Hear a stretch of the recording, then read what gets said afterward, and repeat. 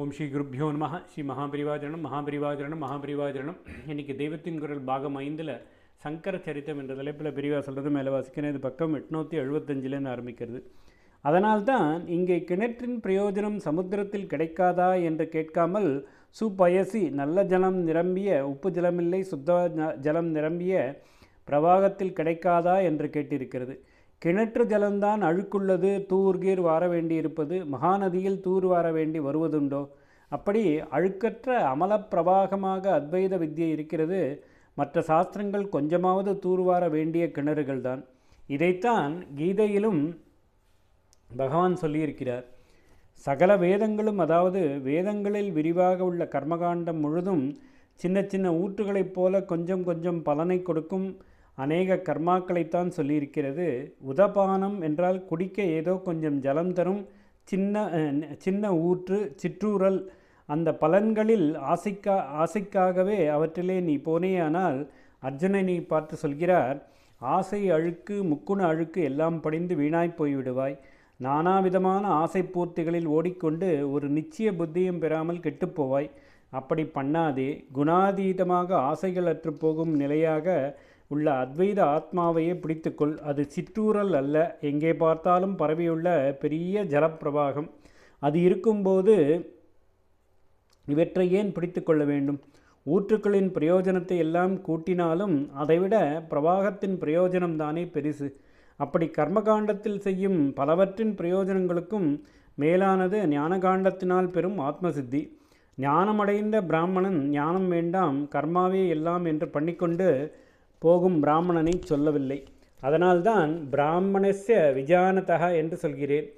இப்படிப்பட்ட ஞானவானான பிராமணன் இதை நன்றாக தெரிந்து கொண்டு அதற்கேற்கவே நடக்கிறான். எவ்வாறு விரிந்து கிடக்கிற தண்ணீர் காட்டிலிருந்து சின்ன ஊற்றின் பயனை பெற்றுவிடலாமோ அவ்வாறு ஞானவானான பிராமணன் அகண்டமாயுள்ள ஆத்மானுபவத்திலிருந்தே சகல வேத கர்மாக்களின் பயனையும் பெற்றுவிடுகிறான் என்றுதான் பகவான் சொல்லியிருக்கிறார் என்று தெளிவுபட்டது. கீதை ஸ்லோகத்திற்கு அர்த்தம் தேடி தேடி சங்கர விஜய ஸ்லோகத்திலிருந்து கண்டுபிடிக்கும்படி இருக்கிறது. பகவான் சொன்னதை மனசில் வைத்து கொண்டுதான் சங்கர விஜயக்காரர் ஸ்லோகம் பண்ணியிருப்பார் போலிருக்கிறது.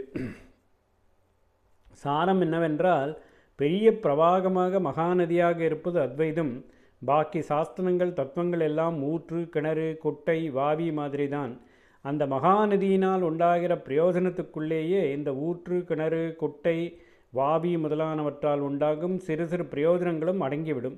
அத்வைத வித்யா மகாநதியிலே திளைத்து கொண்டிருந்த ஆச்சாரியால் அவதார பர்பஸ் சிலதை உத்தேசித்து ஊற்று முதலானவற்றிலிருந்தும் புரோக்ஷணம் பண்ணிக்கொள்வது போல மற்ற சாஸ்திரங்களை பூர்த்தியாக அபியாசம் செய்தார். அகஸ்திய சமுத்திரத்தையே ஆசமனம் பண்ணின மாதிரி சகல சாஸ்திரங்களையும் சுலபமாக ஜீரணித்து கொண்டு விட்டார். குருகுலவாச காலத்தில் ஆச்சாரியால் தாம் பாடம் படித்ததோடு லோகத்திற்கெல்லாம் பாடமாக பிரம்மச்சரிய தர்மங்களை நன்றாக அனுஷ்டித்தார். குரு சுஸ்ரூஷை பண்ணிக்கொண்டு கிரமமாக வீடு வீடாக போய் பிக்ஷை எடுத்து வந்தார். பொன்மழை பொழிவித்தது லௌகீகத்திலேயே ஆத்மீகமும்.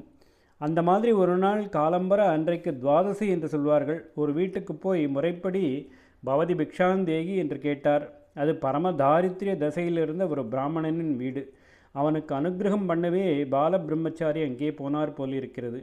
பிக்ஷை என்று சாக்காக போய் பெரிய அனுகிரக பிக்ஷை போடுவதற்காக. மலையாளத்தில் எல்லோரும் சுபிக்ஷமாய் இருந்தார்கள். அத்திருதிக்குள்ளேயே கொடுத்தனத்துக்கு வேண்டிய ஆகார சாமான்கள் கிடைத்துவிடும் என்றெல்லாம் சொன்னால் கூட கர்மா என்று ஒன்று இருக்கோ இல்லையோ? அப்படி இருந்தால் கல்பக விருட்சத்துக்கு கீழே இருந்தால் கூட தரித்திரம்தான் பிடுங்கி தின்னும். ஜென்மாந்திர கர்மாவினால் இந்த பிராமணன் ரொம்பவும் ஏழ்மை நிலையில் இருந்தான். வீட்டுக்கு அத்திருதி இருந்தாதே ஒழிய அதற்குள் மரமா செடியா எதுவும் பயிராகாமல் பொட்டலாய் இருந்தது.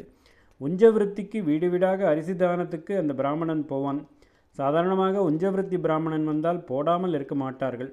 ஆனாலும் கர்மா பிரதிகூலமாக இருந்தால் எங்கேயும் பழிவாங்காமல் விடாது. இவன் போகிற வேளை அசந்தர்ப்பமாயிருந்து காலி பாத்திரமாகவே திரும்ப வேண்டி வரும். எப்படியோ அந்த தம்பதி உயிரை கையில் பிடித்து கொண்டு இருந்து வந்தார்கள். ஓம் ஸ்ரீ குருப்யோ நம ஸ்ரீ மகாபரிவாச்சரணம் மகாபரிவாச்சரணம் மகாபரிவாச்சரணம்.